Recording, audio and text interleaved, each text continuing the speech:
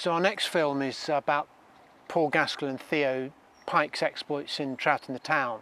So this is our project to try and get people involved with their urban rivers, and it is a cracking project.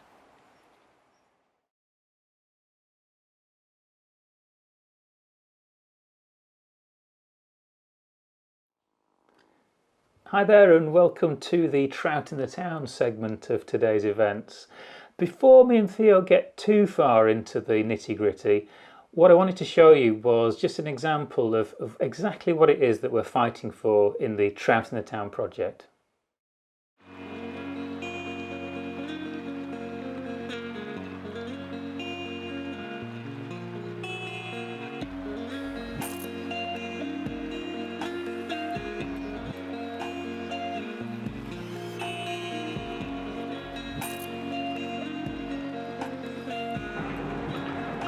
Well, here I am in what is actually a pretty typical northern industrial stream.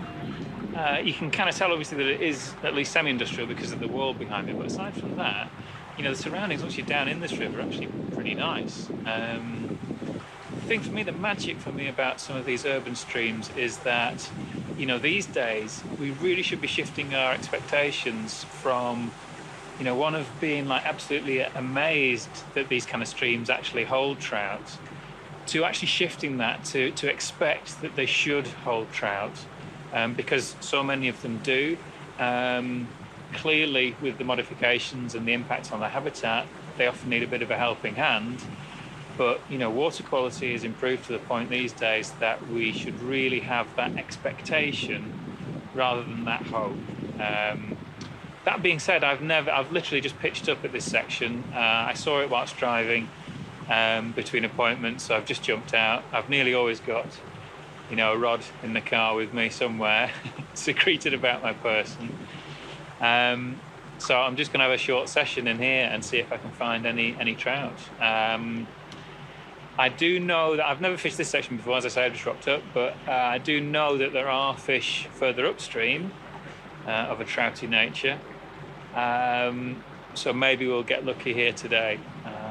But basically, even if not, you know, I'm going to enjoy exploring this little gem of an urban stream. And possibly might be rewarded with an up-close encounter with a totally wild trout or two. So fingers crossed. Right, quick change of point fly.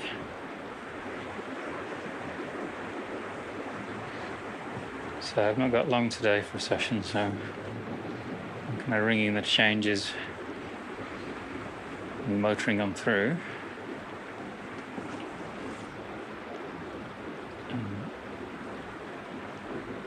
Just fishing what I find as well. So, oh, there's a fish. Hey.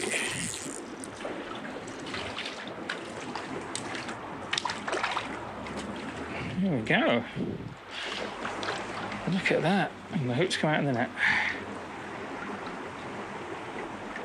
Beautiful, wild, urban trout.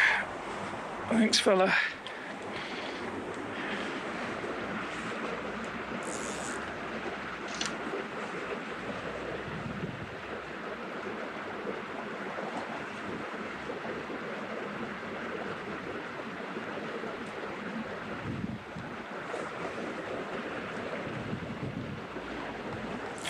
Yeah.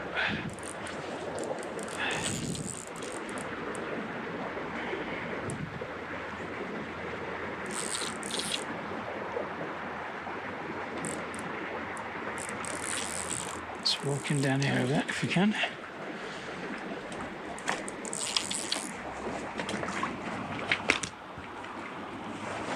There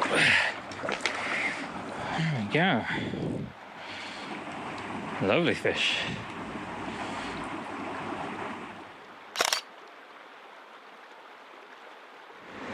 So he's just been sat happily in the water there for a quick photo session. Nicely recovering at the same time. Thank you, sunshine.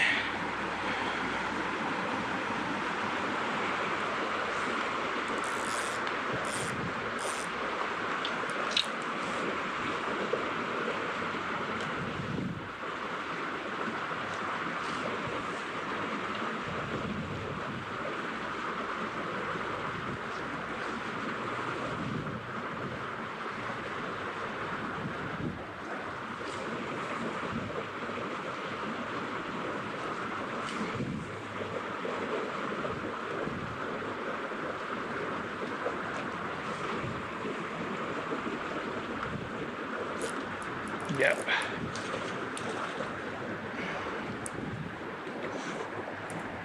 Looking back down.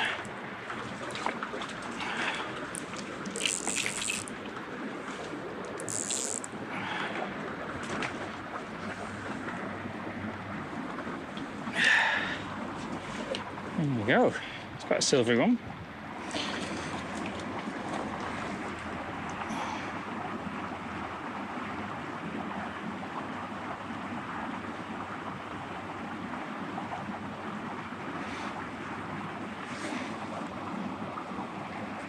There we go.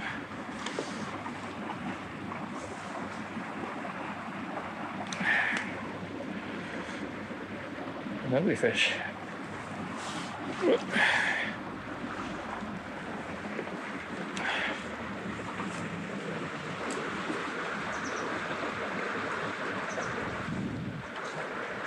Yeah.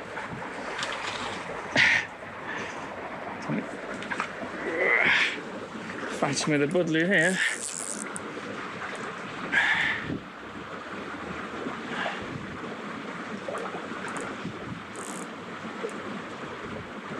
Trying to get back under that concrete.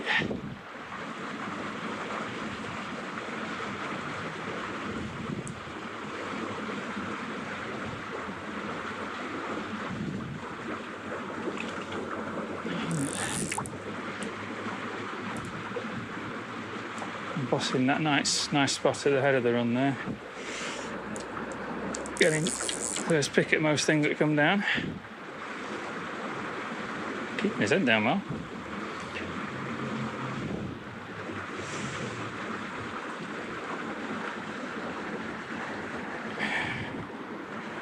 Yeah, you stay upstream with me, sunshine. Ooh. Turned him then.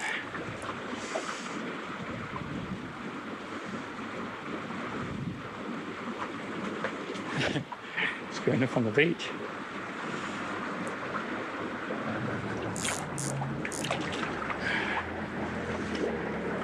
Oh, he's a proper leopard, this one. There we go. Ready. Oh, yes. What a lovely fish.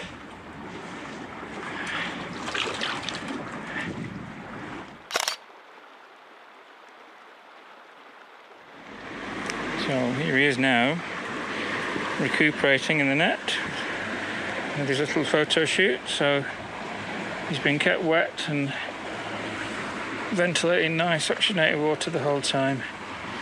But so I'm just showing to you guys ever so quickly. Letting him go. Off he goes. Open the gate. So I'm just about back to base now. I had myself a fantastic little urban wild trout adventure. But yeah, it's really incredible the places that this species, the native wild brown trout, where they'll actually grow and thrive and survive. But they can't do that. They can't do that indefinitely, and they can't do that without some assistance from people that open up access to these waterways, that protect the water quality, and that look after the habitat for the trout as well. So this is really why I'm passionate about the urban trout and the Trout in the Town project. So myself and Theo, we support as many projects as we can for local people to adopt a section of urban trout stream and look out for the interests of the beautiful wild trout such as the ones we've seen today. If you're interested, you want to know more, go onto the Wild Trout Trust webpage, which is www.wildtrout.org, and then under the projects tab, look at Trout in the Town. There'll be some more information there. If you can't directly join a chapter or start to support a group that exists, or you don't necessarily have the resources and the time to start your own group, you can still support the work of Trout in the Town simply by going to the website and either joining as a member or making a one-off donation. So please consider going ahead and doing that, and hopefully my kids, your kids, and future generations can continue to appreciate and enjoy these fantastic wild urban trout.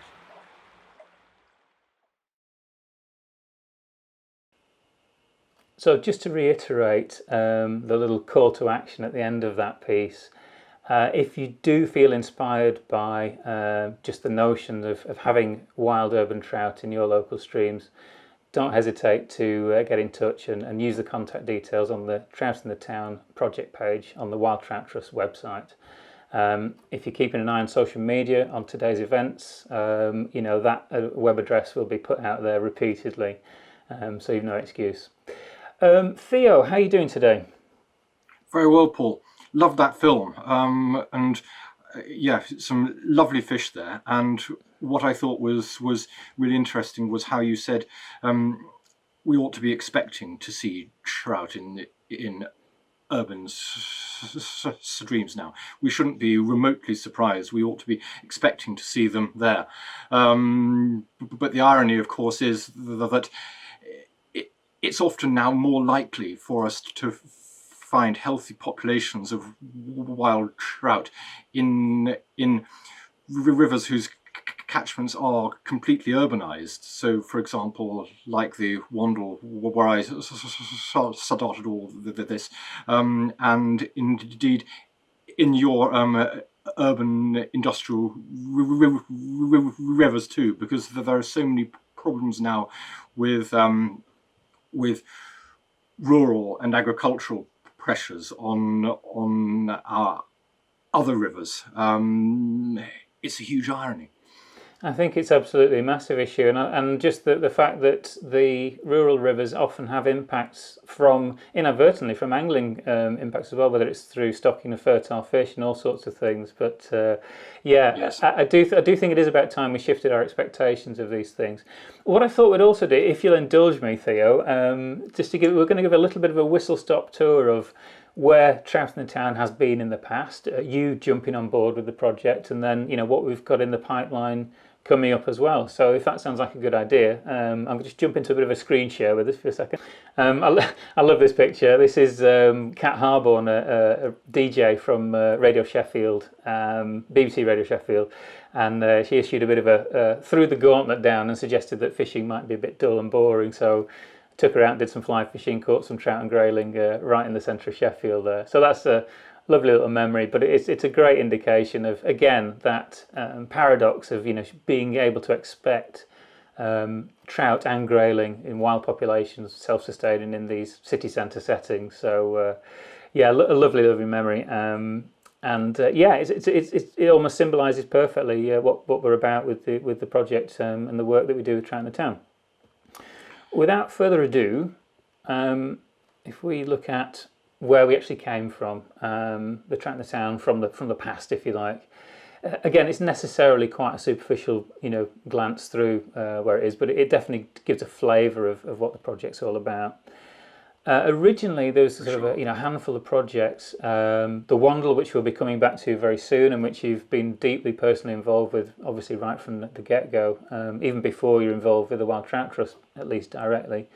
The Lancashire Colne, Sheffield Don, the Goyt, the Irk, the sort of Manchester rivers, the Birmingham Coal, the Limebrook, again the whole Irwell and Mersey catchment, and more and more and more, because there's numerous groups that we've been involved with over the years since we started this back in 2008. Many of these groups or projects have gone on to become their own thing. We've assisted in the startup, we've continued to give advice, but nowadays a lot of these organisations have even outgrown our own and certainly exceeded our expectations in a lot of cases, which is fantastic. The one thing I want to flag up as well is that some of the educational tools and engagement tools, that were developed along the way in partnership with these projects, and one of those, a great example, is the Cheap and Cheerful Mayfly in the Classroom, which is, I think it's a great engagement tool that we sort of we were fortunate for a lot of planets to align for us to be able to do this and bring it to fruition. And again, we'll touch on that a little bit later on, almost at the very end of the presentation, in fact. But I just wanted to flag up and name check Sheffield for that opportunity to do that. Speaking of Sheffield, one of the main early projects, and again looking into Trout in the Town's past, was the Sprite, the Sheffield Project for Rivers in Town Environments, I think the acronym was. And they did some fantastic work for around about a decade, achieved lots and lots of things. But as with many things in modern life, commitments became a bit too great, and they've now passed the baton on. But that doesn't mean that work in Sheffield has stopped at all. So we'll be touching on some of the stuff that the Sheaf and Porters Rivers Trust and also the Don Catchment Rivers Trust are, being very, very active in that area. But returning to the Wandle, where it all started, and Theo, this has got to be one of your most satisfying sort of situations to consider, because even before there was a proper charitable Wild Trout Trust, the Wandle Trust and the Wild Trout Trust pretty much started out around the same time, and you were instrumental in setting up and running the Wandle Trust. But could you just give us a rundown of some of the activities and achievements there? Yes, sure. Well, what I think you can see on your screen now is a before and after of one of the Wandle Trust's biggest projects so far, which is at Hackbridge in South London. And before, you see this really nasty, swampy, impounded area where we took out a couple of weirs and scraped back a lot of contaminated silt and consolidated it in the banks at the side. Reintroduced quite a lot of gravel, but surprisingly there was some already there. And yes, and reinstated about 150 metres of chalk stream, and they're not making chalk streams much any longer. But that was certainly one area where we were able to do something really interesting. Got an amazing chalk stream back. It's a phenomenal impact when you look at that, and particularly when you see that the vegetation is growing on top of the, you've not had to take contaminated material necessarily off site and things like that. So it's very, very neat solutions, and what a result. Made a big difference to the budget that just did. Yes. But yes, this was one of our largest scale and most successful projects so far. But obviously the project went back a long way before that, and the Wandle Trust, which is now the South East Rivers Trust, in fact, and the Wild Trout Trust worked together absolutely hand in glove from the very earliest times.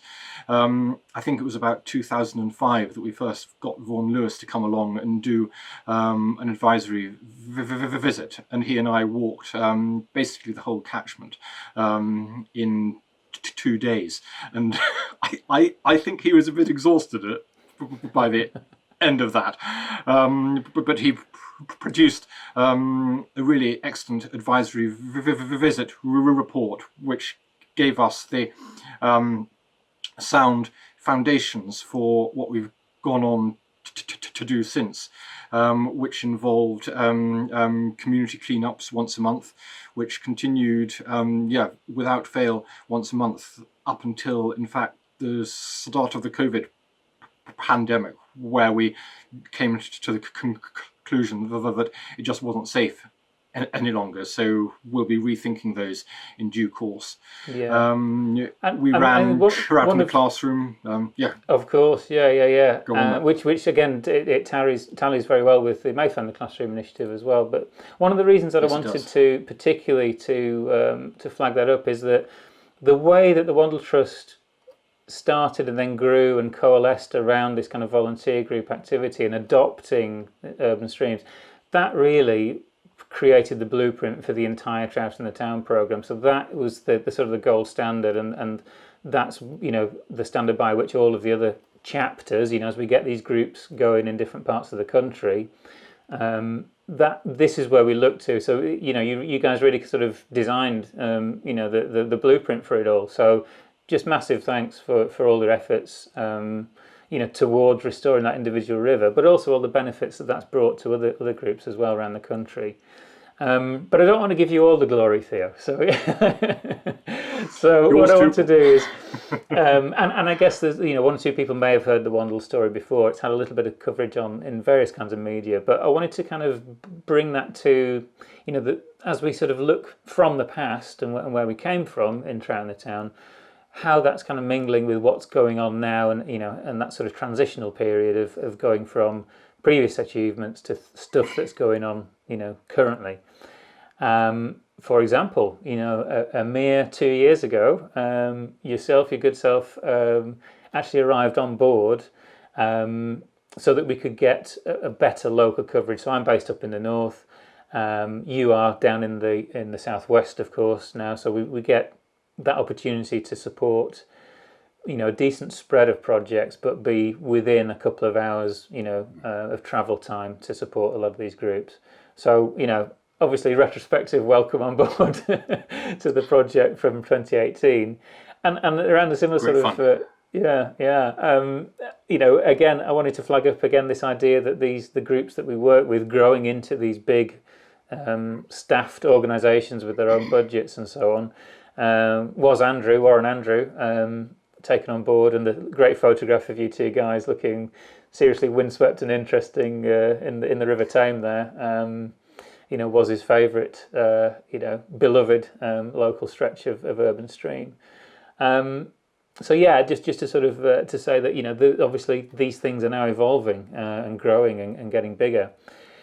Things like there's these multi-stakeholder and multi-partner projects, and a great example of that I've been involved with up in Wigan is the Douglas Catchment Management Plan. Very, very motivated and able group of very disparate individuals, but they all sort of come to the table with fantastic resources and great passion. We'll dip into that again in a slide or two's time. But also, if the Wandle Trust sort of design the mould, then people like Catch, who have come along and that have had support from our colleagues such as Andy Thomas, as well as yourself, Mike Blackmore.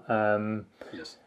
That if there's a group to copy, if there was again a perfect sort of textbook example, you'd have to say that folks like Catch, they set a pretty high bar in terms of this volunteer, adoption of local sections of urban river. On the River Cale in their case. But also I wanted to look at some of the quite ambitious and again beyond the initial scale that I thought of when I started this job back in 2008, things like deculverting efforts on the Sheaf and Porter in the Don catchment. So just a quick example, a little screen grab of the Douglas Catchment Douglas Catchment Partnership Management Plan. Try saying that after 2 drinks. But really, what I wanted to just flag up with this is a very comprehensive, a great statement of intent by this group. But just have a look at the logos of the partners that are involved, and obviously, within those individual organisations, there's multiple people from each of those organisations involved. So it's a great collaborative effort, and it shows how far you can go if you go together with groups of like-minded people. Within that plan, there's just a little example again, making that transition from Trout in the Town past to present, as myself and Paul Kenyon, just in the lower photograph down there. Getting involved with some in-stream habitat works on the River Douglas, which is, that's knitted into this much larger catchment-wide plan, with some fantastic projects going on there. And Theo, I think you possibly should speak to what this particular group of people are and what they're up to in that, and the context for that photograph as well. Yes, this looks very much like a committee meeting of the guys from Catch in Wincanton, in fact, meeting in their local social club, I think. Catch, for those of you who haven't come across it, stands for Community Action to Transform Cale Habitat, because they're working on a little headwater stream called the Cale, which flows south out of the hills above Wincanton. And yes, this photograph is the essence of a community effort to get together and restore a previously hugely overlooked and underappreciated stream. Fantastic. And the photograph itself, one of the reasons I particularly chose this image is that it actually appears in the Urban River Restoration Guidelines or Toolkit, which we'll be picking up again fairly shortly as well, as one of the outcomes, the things that the tools that have been created as to help people engage with and use the advice within Trout in the Town. But yeah, again, just a massive high five to Catch and the fantastic passion and all their achievements. It's really an inspiration to all of us. Absolutely, complete inspiration. And actually, yes, you've flicked on now to another slide which shows how they've got 30, 40 people together to pull rubbish out of the Kale, and all this started with literally two local dads, Gary Hunt and Matt Bishop, having a beer in a garage one afternoon and thinking, the river's not in the state it used to be. How can we improve it? And there, at the top left hand of your screen, you can see how they've really started to inspire their community to take pride in ownership of a local river, and it's made a huge difference already to how the town feels about itself. It's phenomenal. It's magnificent. It's a proper kind of really inspirational story, like Jumpers for Goalposts, kind of, great, the meeting in the pub and then, seeing everything that's stemmed from that. It's fantastic. Yeah, and again, so much respect. Because it's sort of in your patch, I don't want to, steal your thunder, but what's happening in that lower left-hand photograph there with the rock sort of berm construction that I can see going on? Yes, that was a really interesting one. We'd already helped the guys at Catch with some berm construction there, and then we got in contact with another local community group, the Brew Crew in Bruton, which is run by a guy called Ewan Jones, and Mike over time had designed a project to tie in with the Hills to Levels program, which was all about slowing the flow from the Somerset Hills down into the levels, which, as you probably know, are prone to flooding because there's a very high proportion of elevated ground around them, and of course when it rains all the water flows down really fast and ends up in the levels. So this is part of an effort to literally slow the flow out of the hills, and we constructed two large rock berms in the centre of Bruton, and those are vegetating up nicely, and hopefully will scour a better channel out between them. So huge gains for trout and for other local biodiversity, as well as actually reducing flood risk by stopping deposition under the bridge just downstream. So huge win-win there for the local community. That's fantastic. And then on the right-hand side of the screen, what you can see is a very old photograph of mine from a Wandle cleanup, which is just a reminder that urban rivers need ongoing love. And we've been doing this for years and years, and no doubt will need, unfortunately, continue to do it for years to come. But that's what Trout in the Town is here for, and it's all about. Absolutely, yeah, and it's a great reminder that you never really get away from the litter pick or the Bolson bash or that kind of thing. It's a fantastically important work that goes in, and it's oftentimes it maybe isn't recognised as as important as it is, and just huge respect to all the volunteers that do that over long periods of time. So you guys, your work is really appreciated for sure. Although it's also worth saying that it's not an endless task, because a lot of the original really nasty black spots on the Wandle, those have improved hugely in intervening years. So just to flag that up too.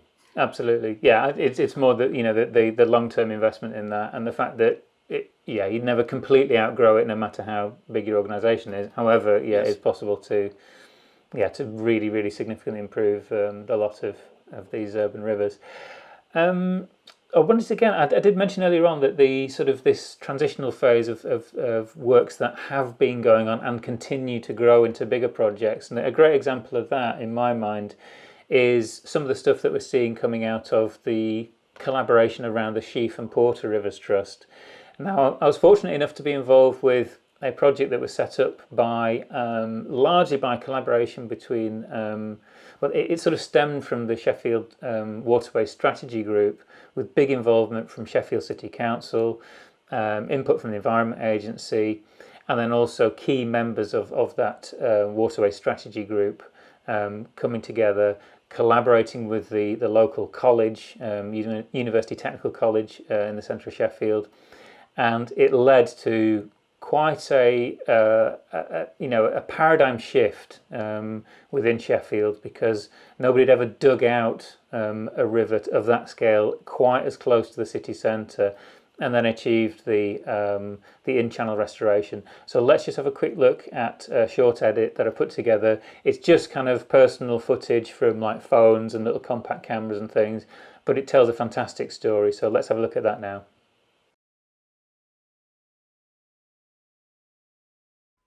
This is the first trout caught on a fly in this bit of stream for perhaps 160 years. After releasing it unharmed, I could reflect on how it came to be there, in the heart of the industrial city of Sheffield.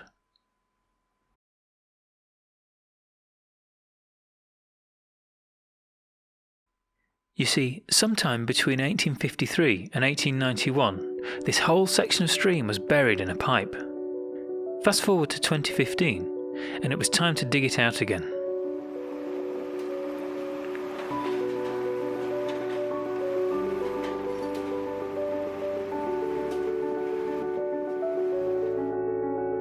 For over a century, this brick tunnel had entombed the Porter Brook, until Sheffield City Council backed plans to open it up and create a public park. Taking the lid off the stream was a dramatic step and formed part of a challenging engineering project. The digging work unearthed archaeological remains that needed to be recorded before work could continue. And the straight, shallow channel needed some help to create good habitat for wildlife. Careful shaping of the riverbed enabled new channel features to be created. And using specialist habitat expertise, the Wild Trout Trust was able to direct simple actions on site that work with the river to create much more valuable habitat.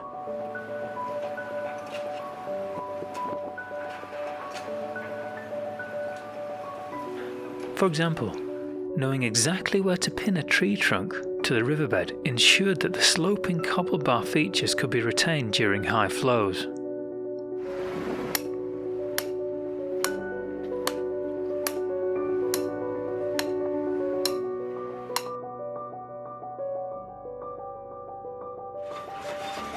Rock rolls were used by contractors to stabilise berm features that were planted with native vegetation.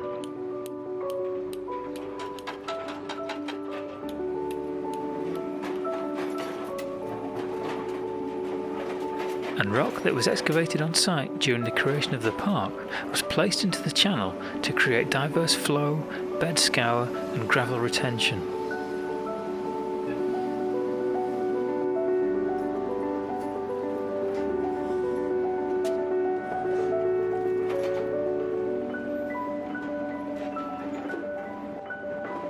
Knowing just how to arrange boulders in the channel helped to create the right opportunities for different life cycle stages of trout.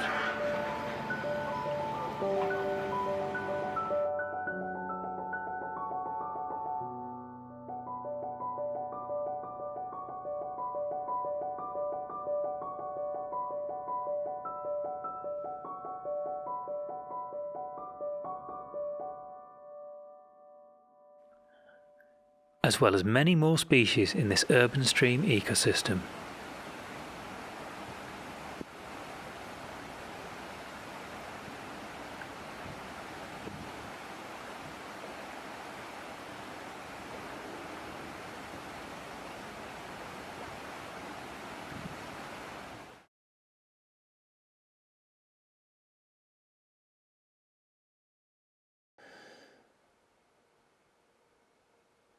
So yeah, very, very gratifying end result to that project, and it continues to grow and develop, and the vegetation at that site is establishing and becoming more and more spectacular, to the point that it now actually has to have invasive plant species. You have to have balsam bashes and things like that run, which is great input by, there's a local PR group, J-Wing, a very, very established and successful firm. They have some fairly routine and regular balsam bashes to help keep those vegetated berms, dominated by native plants as much as the ever-present balsam. But yeah, speaking of typical urban issues, Theo, we had a bit of an interesting and rainy time over in Stalybridge towards the end of it was sort of September last year, I think. Not long before the whole COVID thing kind of swept through and spoiled things for everybody. But I don't know. For me, that was a fantastic weekend, and I've got some great memories from it, including multiple sort of adaptations to the inclement weather. So some of the outdoor stuff that we had planned, such as the bug sampling, that took place in the Tesco's trolley trolley bay out in the car park there. And yeah, I don't know. I sort of seem to remember some very fascinating, specimens and things being passed around for that. Aaron Watson did a great job in coping with those conditions to continue to deliver actually that material. So again, huge thanks to Aaron for stepping up to the plate for that. He did a fantastic job. But it wasn't all based around the outdoor sort of stuff. Even though we had sort of fish scale sampling and sort of masterclasses again in that same trolley bay. But it was a great program of events, and people came from all over the country. Some very, very long journeys up into that area of the northwest to share an expertise. And if you look on the Wild Trout Trust YouTube channel, there's a whole range of videos that were taken of those full presentations so that we could share those messages beyond just the confines of the people that attended over that weekend. And again, it wasn't just the kind of the classroom stuff or just the practical demo stuff. There was a lot of partnerships and networks that were forged in the evening sort of curries and drink sessions that that really helped cement that network of volunteers and more established projects, so that we could really share and disseminate what's been working for these projects over the years and help along some of the newer projects as well, and give some inspiration and support. It was a fantastic event, but it had a dual purpose. It wasn't just about the teaching and dissemination of what was happening in those particular groups. There's a particular brainchild of yourself, Theo, which was also a very, very significant component of that whole weekend. And yeah, would you like to walk us through what you managed to create with the toolkit? The Trout in the Town Urban River Toolkit, yes. Thanks, Paul. I mean, I can't certainly take all the credit for this, because in fact it was built on the foundation of something you originally produced back in, when was that, 2007, 8, the original urban river restoration guidelines. I think it started out in 2008, and I probably finished messing around with it in 2010, something like that. Okay, yeah. Well, we already had that alongside other WTT advisories, so duff. But then when I came on board, I guess I spotted a bit of an opportunity, because when I'd been writing Trout in Dirty Places, which was published in 2012, it obviously went through lots of urban rivers and profiled a lot of urban groups and the people who were doing all this wonderful work.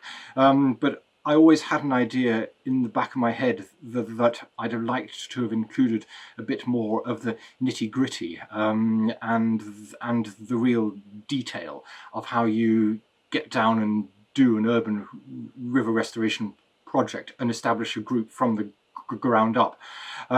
So yes, when I came on board, I pitched this idea to you guys, and the Trout in the Town Urban River Toolkit was born. So it literally goes through everything you could possibly want to know about starting up an urban group, all the things you need to consider, like governance and health and safety when you're running cleanups, advice on bank accounts, funding, fundraising, project ideas from duck races to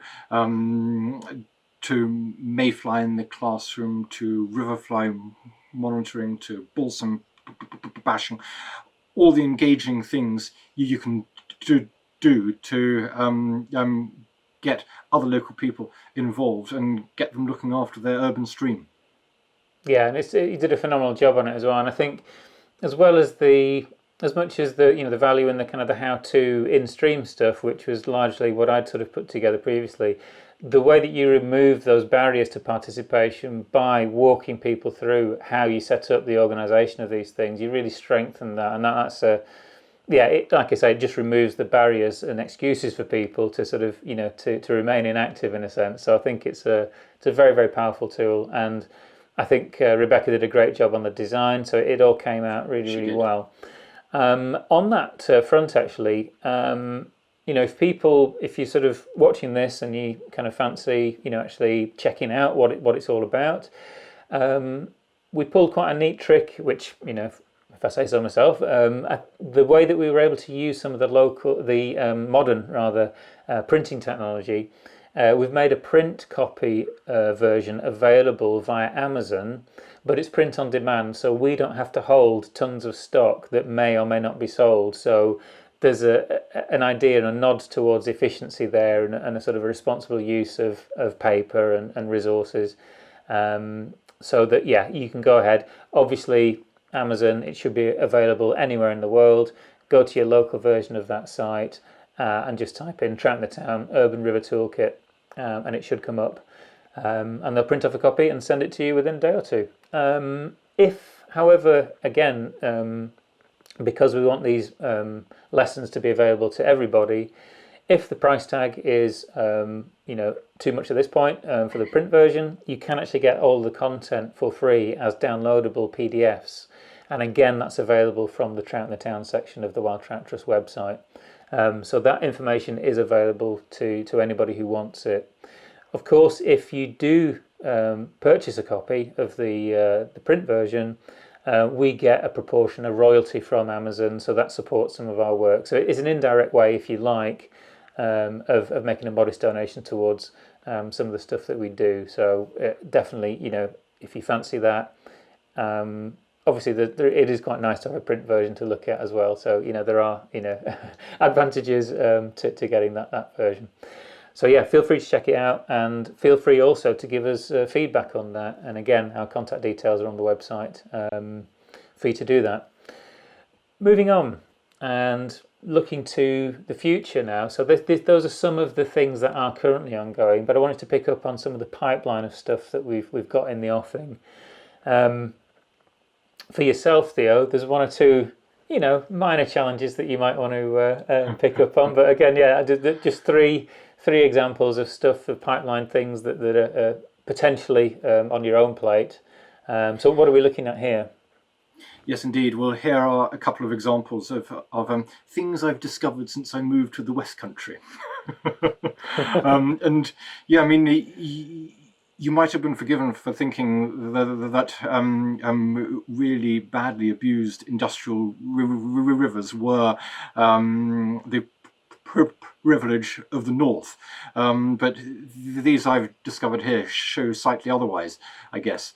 In the top left hand of the screen, that's the Dodham Brook through the edges of Yeovil, where we did an advisory visit with the Yeovil Community Rivers Trust, and discovered some interesting opportunities for breaking out a nasty trapezoidal concrete channel there. Similarly, on the top right of the screen, that's the Dippy in Frome, which was a nice little limestone stream flowing down a nice little limestone valley until about the 1960s, we think, when it got turned into a straight shot to take misconnections into the Frome as fast as possible. So we're hoping to be able to do something about that fairly soon. And then bottom left, that was interesting. Earlier this year, just before lockdown, I went and did a long walkover of the Petherton stream through North Petherton, and it has fish passage barriers you would not believe, really messed up in some areas. But here's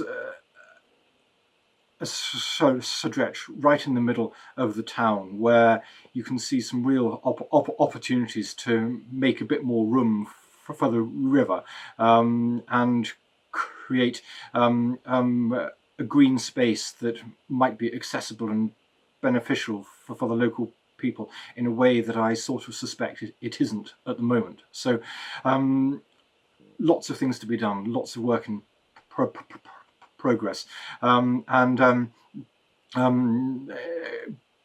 bit of a kind of call to action here, I guess.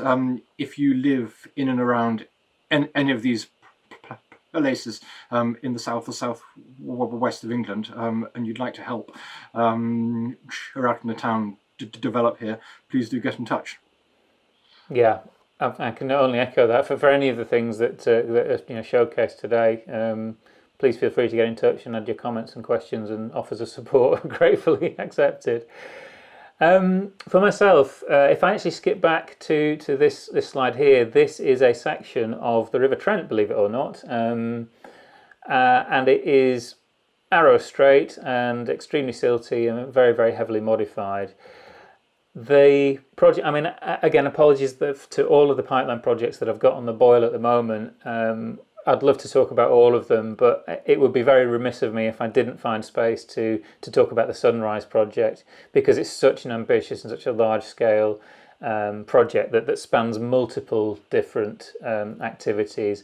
The specific one that I've been involved with, and this whole thing is supported by the ERDF, European Regional Development Fund, and it's hosted and managed by the Staffordshire Wildlife Trust. Richard Guy, the project manager there, is doing a heroic job of keeping all these plates spinning, particularly through COVID. So he's just done a phenomenal job, and it's been a tremendous amount of work. There's also spectacular stuff that he's doing with this project in the old Victoria football ground, which has been it's been on everybody's tick list in river restoration for many decades. But this is the vision for the section that runs through the grounds of the Staffordshire University. So this sort of straightened section up here above the project area, that would look typically like that initial photograph that I showed. The vision is that we change that into a meandering channel, which also has backwater features and wetland areas and gravel bars and sort of active geomorphology going on within there, rather than just a clay lined trapezoidal channel that's locked in place with bricks. So very ambitious. It's required a lot of buy-in from multiple different partners, not least the university, whose buildings are over to the left hand side of this plan. And it actually joins on to several of the rugby pitches belonging to the university as well. So that's something that I'm really looking forward to coming to fruition because it's had, you know, its ups and downs, that project, but it looks like we're going to be able to get things happening sort of probably September time, and significant progress gets to be made on that particular project. And the design you're looking at here is done by Aquos at Salford University, and I'm sort of acting in a kind of an helping to do the technical oversight and shaping what the features that we want within this channel. So really, really looking forward to that particular project. And as I say, there's a number of other things that are in the pipeline as well. But again, you're probably going to have to check up that sort of thing on the website, or even signing up to the Wild Trout Trust Trout in the Town Facebook group, where lots of the immediate strands of instant news, that's where you pick up that kind of thing as well. To finish off with, inspired by Theo's achievements with getting the Urban Toolkit into a print version, and seeing how valuable that particular tool and that whole approach was, my ambition at the moment is to create a similar publication for our Mayfly in the Classroom guidance, so that can be made available to anyone and everyone who needs it. And the hope there is that it's a far more affordable and less technically demanding engagement tool than things like Trout in the Classroom. And there's just some fantastic ecological messages that you can, and lessons that you can attach to that. So that's my hope. This is my initial focus of my desk-based work in the immediate future, as we're all phasing ourselves back in and returning from furlough and doing whatever, and sort of, you know, keeping it all going. But yeah, Theo, just wanted to say thanks for joining me today. Although we are, you know, separated by quite a long distance in our respective bases. And I suppose it just remains for me to thank everybody that is involved with Trout in the Town projects currently, and to reiterate, if you do want to get involved, go ahead, visit the Wild Trout Trust website, which is www.wildtrout.org. There's a projects tab. If you click that, the Trout in the Town should be the top item in that drop-down menu, and you'll see some of the stuff that we've been talking about here today, and also future content will be put on there as well. Beyond that, you can go and support the Wild Trout Trust directly by making donations through the donations page and buttons that are scattered amongst the site. And also there's all our contact details, so you can give us your thoughts and ask for advice wherever you might be. So again, big thanks to Theo, and really hope that this little snapshot of the world of urban trout streams has been an inspiration to you. If you want to get involved, you know what to do.